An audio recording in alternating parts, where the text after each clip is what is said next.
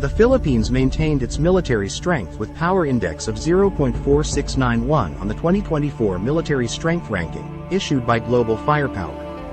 The Philippines landed at 34th spot globally considered as middle power, with gains in military capability. The Philippines ranks 14th in Asia and 5th among the ASEAN 6. The military manpower is one of the few categories that Philippines have exceptional power index score. The country has total military personnel of more than 1,385,000, which ranked 14th globally. The Philippines' strongest measure is defense networks, outpacing its regional peers, where it places 9th, reflecting the extent of its bilateral military cooperation with treaty allies with the United States. The score for defense networks is measured by a country's regional alliances, global defense partnerships, and regional defense diplomacy.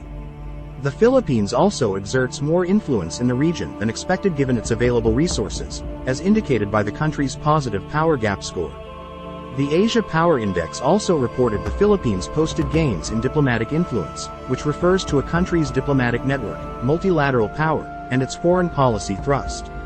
In addition, the countries hold high-level bilateral and plurilateral defense diplomacy meetings, include the US, Australia, Japan, India, Israel, South Korea, France, Germany, and other Western allies. The increase in the Philippines' overall military strength is due to its modernization efforts. The Armed Forces of the Philippines is currently undertaking a modernization program, with countries such as France, Israel, and India offering to give new technology to the country. Its ongoing modernization efforts are allowing the Armed Forces of the Philippines, in fulfilling its mandate of protecting the nation and the people, including safeguarding the country's sovereignty.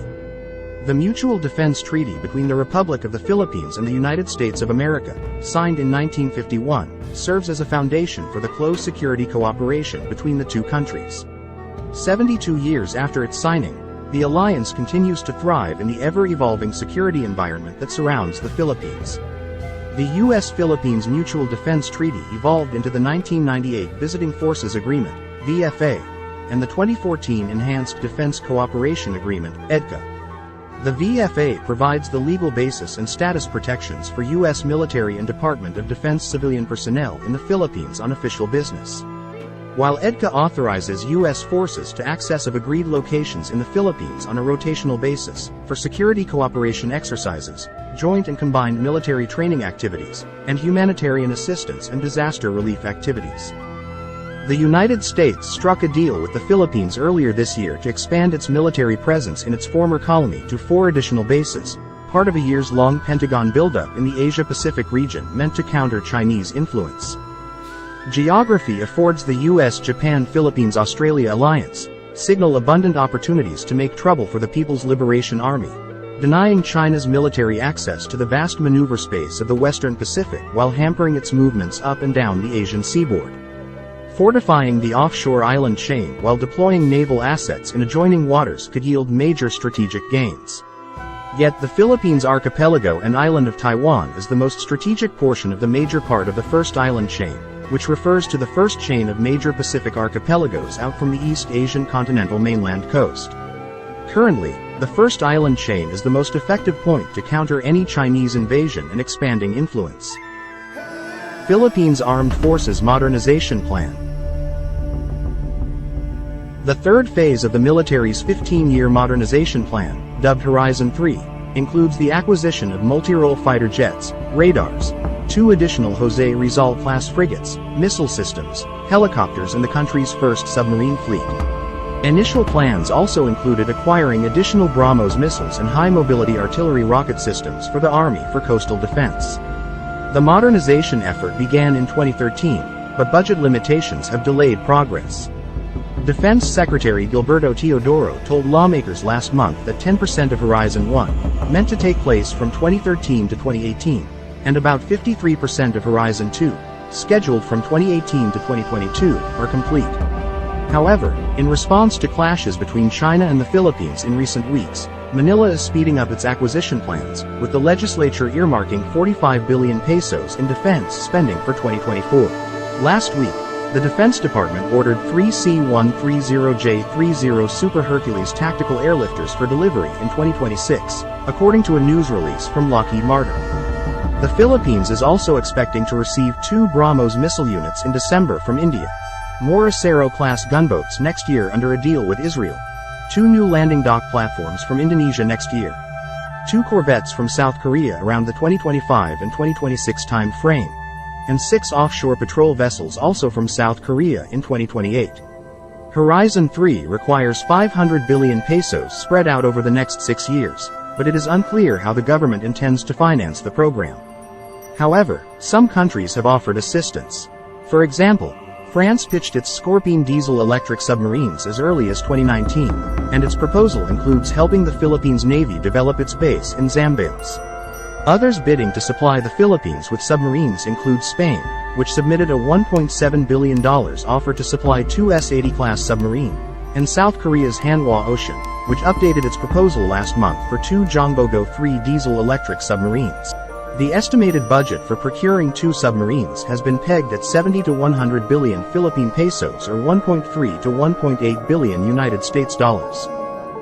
The procurement is part of the Philippines Navy's Horizon 3 modernization plan from 2023 to 2028. Once the deal is finalized, it will take at least 5 years for the first of the submarines to enter the fleet.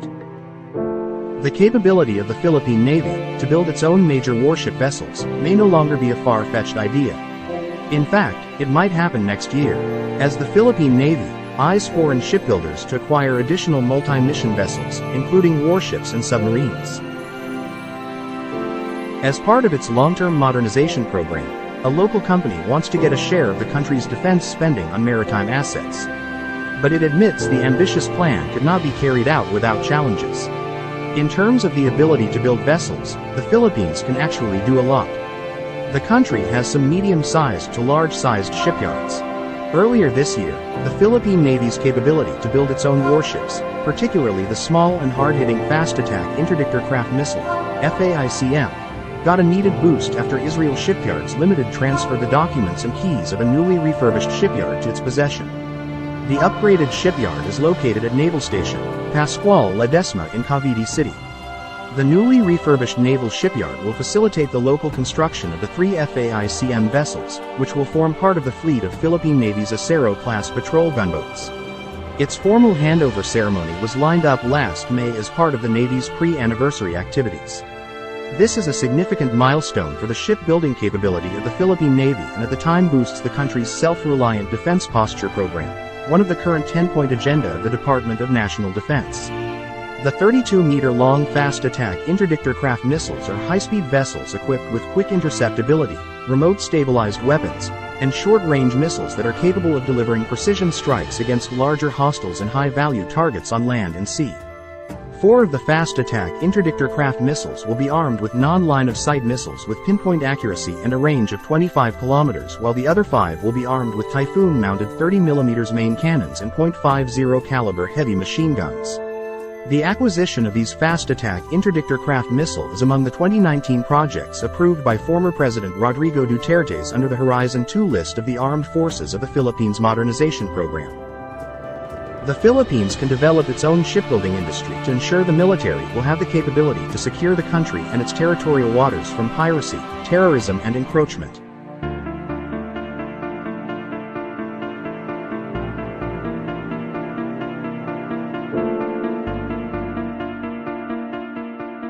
The Philippines inaugurated a new Coast Guard monitoring station base on Thitu in Calayan Island Group, an island occupied by Filipino forces in the disputed South China Sea, and plans to expand joint patrols with the US and Australia to counter China's increasingly aggressive actions and cure bullying in the strategic waterway. The completion of the station, which will be officially commissioned in early 2024, was designed to enhance the monitoring capabilities of the Philippines in the South China Sea region. This came as Coast Guard officials reported a further increase in the Chinese presence in the disputed region. Inaugurated earlier this month, the new 3-story facility is equipped with state-of-the-art technology such as radar, automatic identification, satellite communication, and coastal cameras. Manila's outpost of Thitu is its biggest and most strategically important in the South China Sea, largely claimed by Beijing despite conflicting territorial claims by several regional nations. Known locally as Pag-asa, Thitu lies about 300 miles or 480 kilometers west of the Philippine province of Palawan. Home to about 200 people, it is used by Manila to maintain its territorial claim.